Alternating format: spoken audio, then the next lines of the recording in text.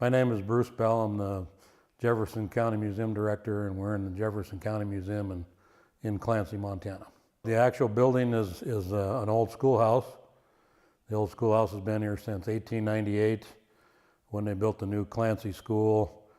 They've essentially donated the schoolhouse for the use countywide for the library, which is in another part of the building, and then a little bit for the county nurse who has an office here that they man once a week. And then the two main rooms here that are set aside for the museum. It's been in existence since about 2001, maybe 2002, somewhere in there.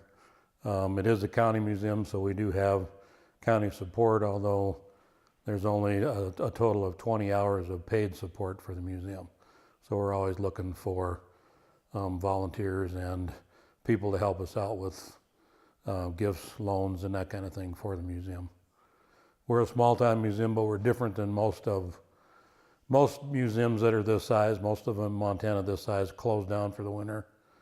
We try to stay open and have traveling displays twice a year. Right now we have a display on pioneer cemeteries. Half the display is photos from Lee Silliman out of Missoula of all the pioneer cemeteries in Montana, and the other half is of the pioneer cemeteries that are just in Jefferson County. And we have picture books and grave lists, burial lists for each of those different cemeteries in the county. Some from as far south as Fish Creek, which is south of Whitehall, about 12 miles, which would be the southern edge of the county, all the way north here to cemeteries from Wicks, some individual burials around Clancy, Montana City, and then of course all the major cemeteries in Boulder, Basin, and some strictly pioneer cemeteries like those in Radersburg and in Elkhorn. And that's what the current display is on, is pictures of those, and well, our hope is that we'll update Wikipedia and graves.com when we're done, so that the information's up to date if you were to go online to those different electronic spots to find graves or whatever. A lot of the information we have came from the Heritage Center in Boulder, who is not really a museum, but they're more of a genealogical society, but they have a lot of museum quality stuff that people have donated to them as well. And they've done a ton of research on births, deaths, and that kind of stuff, like most genealogists would. And that's where a lot of our information comes from. Clancy itself was one of the earlier mining settlements, basically. The Legal Tender mine, just like the Legal Tender restaurant, was here as early as the late 1860s, early 1870s. There were, of course, also a lot of people doing a ton of placer mining up and down Prickly Pear Creek. When that ran out, then a lot of the ranchers came in. There are some of the old-time Clancy names. A lot of those ranches now are in subdivisions, which makes Clancy different than a lot of places, because those old-time ranches now are still not together, and they've been subdivided.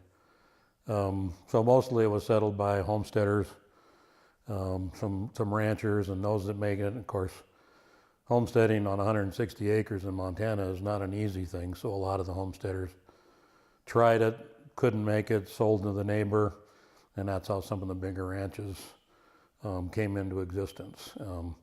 Very close to Clancy, of course, is also Alhambra, which at the point in time that things were being settled here had Alhambra Hot Springs and Sunshine Hot Springs there. So those were places that a lot of people came to, just like the Broadwater Springs in Helena came for the spa effect of that, and on vacation and that kind of stuff. And that's mostly what settled Clancy itself.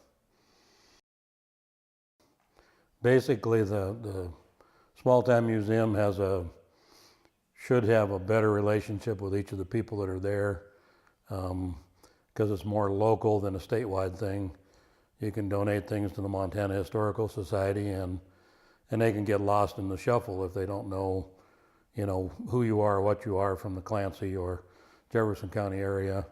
So the smaller museums do a better job of relating to the families that have been there, maybe those that have been there since the 1860s and ranching, or soon after that with mining and coming into the area. So small museum-wise, you can have a better relationship and a closer relationship with each of the people that populated the county and then made up the history of the county. What we have back here is a barn that's a replica of the Marks barn, which is one of the bigger ranches here. Now it's not just a ranch, they also own the post and pole plant, and then the Marks lumber as well. And further behind me is some evidence and some of the different things mining wise that are there. Back behind that is some ranching stuff with a lot of different things, blacksmith and otherwise, ranch tools in mind in the settlement. Some of those came from the Dahl Ranch, which would be farther, if I remember right, up Warm Springs Creek, right behind Alhambra. So off to the side here, a big part of Clancy's background too was some railroad stuff. One of the, I guess you would call them, basic places where a lot of the engines and switching of trains and stuff that happened was here in Clancy. They had a large roundhouse with at least 6 different spots for engines, and a lot of the crews switched here in Clancy on the railroad line that ran up through Helena and farther north. It came south of that and went to Elkhorn at one point in time, went through Boulder, and eventually went from Boulder all the way to Butte. And this was one of the major places. In our other room, we have a setup of a kitchen from the 1920s and 30s, maybe as late as the 40s with some of the stuff there, and as shows a kitchen in the parlor, and then next to it we have a setup of an old-fashioned store as well. And those are our what you would say are our exhibits that are up most of the time. We change those out a little bit. This case here that's in mining right now will be changed out to, and our Indian artifacts will be put in there.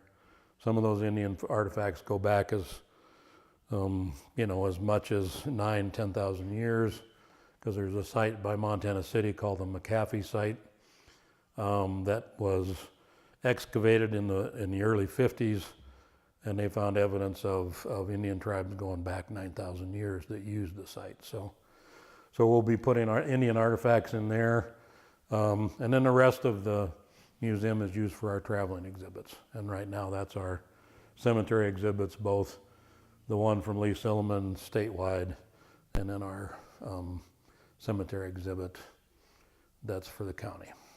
I kind of go on the philosophy that I was told a long time ago, and that you have to know where you came from, you have to know where you're at, and you have to know where you want to go. And it's kind of like a stool with 3 legs. If you don't know all 3 of those things, then you're probably going to do a lot of wandering that could be called aimless wandering, because you need to know where you came from. That's the importance of the museum. Of course, where you're at is wherever you're at in your life. It might be like me, where you're retired. It might be where you're younger and working, and where you want to go. And those are all things that are connected. And as a society, we probably don't do as good a job of connecting to what used to be there. That's not important because it's a long time ago. And we probably should do a better job of connecting with it, because, like you say, you got to know where you came from. Because it's pretty important as to what makes up your family, makes up your own set of morality, and where you're at in life. That all came from back there, and studying that probably something we need to do a little bit more of.